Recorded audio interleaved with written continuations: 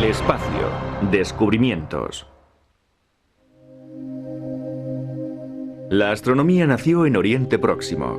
4 milenios antes de Cristo, los babilonios observaban el cielo desde sus zigurats para registrar la salida y la puesta del sol. También agruparon numerosas estrellas en constelaciones y comprendieron los ciclos del firmamento. Aquellos primeros observadores ya sabían que el Sol, la Luna y los planetas se movían por delante de las estrellas que formaban el telón de fondo. Los planetas o estrellas móviles formaban bucles en su camino por los cielos. El Sol, la Luna y los planetas viajaban por una misma franja celeste que los babilonios denominaron zodíaco. Empezando por Taurus, el toro, el zodíaco contenía 13 constelaciones. 12 de ellas han sobrevivido hasta nuestros días en la astrología, pero aquellas figuras míticas describían unas formas celestes muy reales. Los chinos realizaron observaciones continuas del firmamento durante más tiempo que ningún otro pueblo. Hace 4000 años empezaron a registrar meticulosamente todos los movimientos celestes.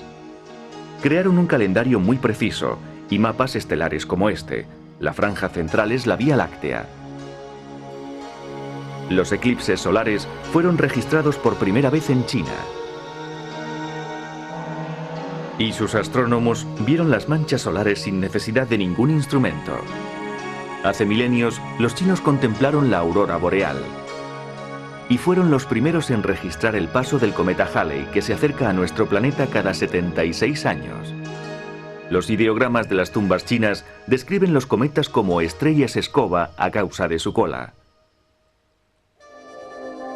Los egipcios crearon el calendario que usamos en la actualidad, de 365 días, unos 3000 años antes de Cristo, en la época en la que se construyeron las pirámides.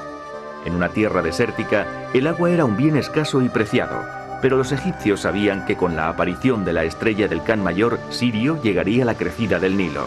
Podría comenzar el riego de los campos que aseguraría la cosecha.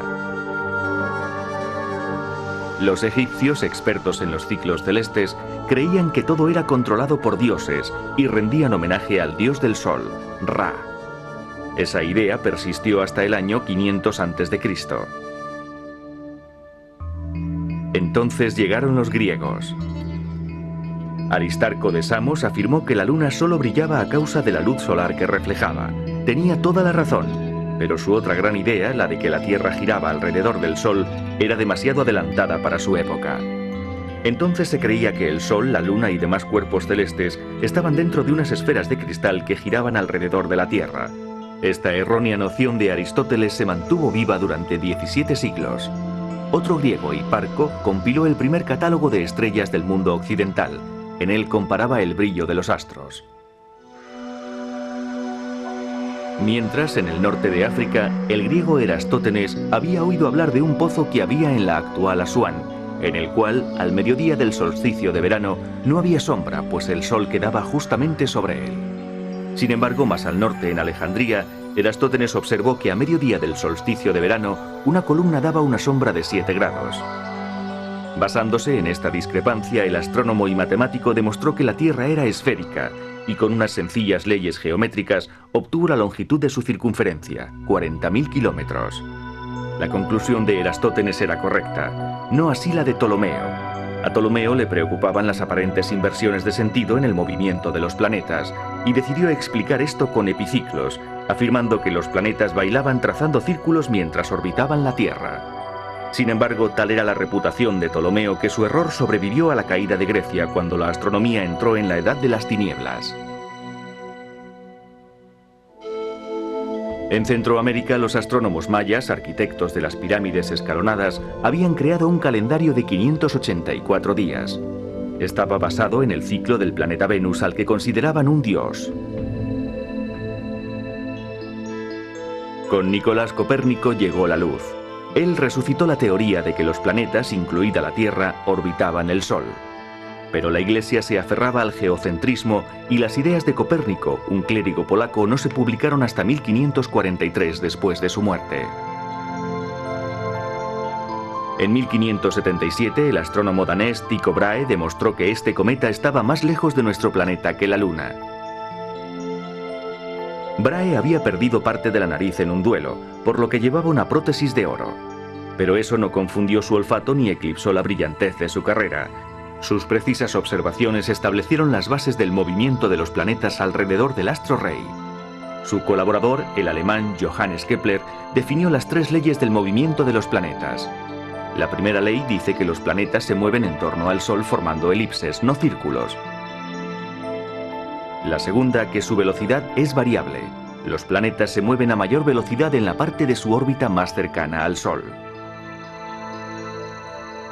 La tercera ley dice que la velocidad de los planetas es menor cuanto mayor sea el radio medio de su órbita.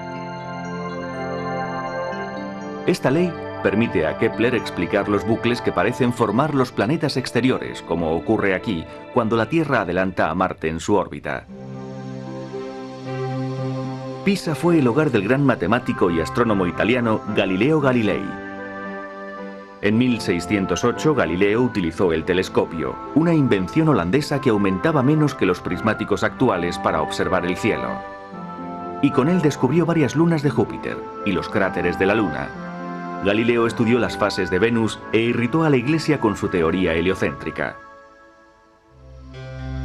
A finales de ese mismo siglo, el inglés Isaac Newton descompuso la luz solar en los colores del arco iris, dejando ver su espectro. También desarrolló el telescopio reflectante, en el que se usaban espejos en lugar de lentes para captar y centrar la luz. Y descubrió las leyes de la gravitación universal, una fuerza de atracción que ejercen todos los cuerpos y que explica las leyes de Kepler. Con esto nació la astronomía moderna. En 1781, William Herschel descubrió el planeta Urano. Y ayudado por un telescopio construido por él mismo, dibujó el primer mapa de la Vía Láctea. Herschel dedujo que lo que se veía en el cielo era la cara lateral de una galaxia en forma de disco, pero no fue hasta mediado el siglo XIX cuando Lord Rosse reveló la estructura espiral de ciertas galaxias. Él hizo este boceto de la galaxia del Remolino en el castillo que poseía en la isla de Irlanda, donde tenía el que fue el mayor telescopio de la Tierra durante medio siglo.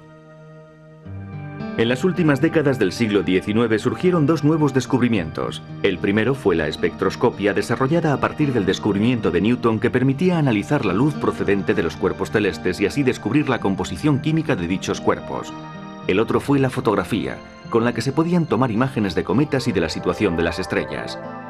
Ya en el siglo XX, en 1917, se inauguró este telescopio de 100 pulgadas, el Hooker, situado en el Monte Wilson, en California.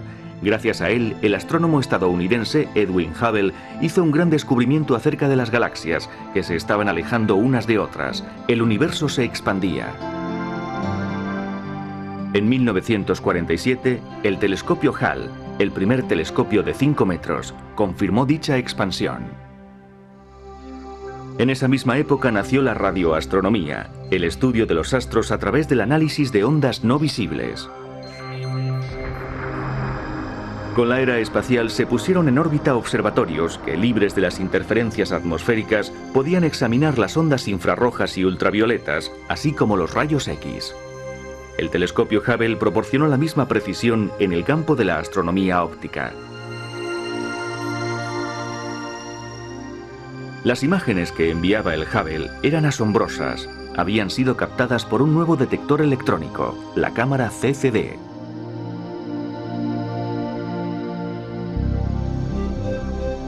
Estamos en Chile, Sudamérica, en una cumbre de los Andes.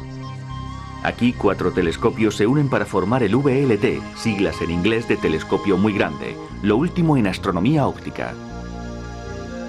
A pesar de estar sobre la superficie terrestre, las imágenes captadas por estos instrumentos rivalizan con las del Hubble en calidad. Sus espejos de más de 8 metros de diámetro les proporcionan una enorme cantidad de luz. El VLT capta las imágenes ayudándose de nuevas tecnologías, como la óptica activa y la óptica adaptativa, que compensan los movimientos del telescopio y los efectos de nuestra resplandeciente atmósfera.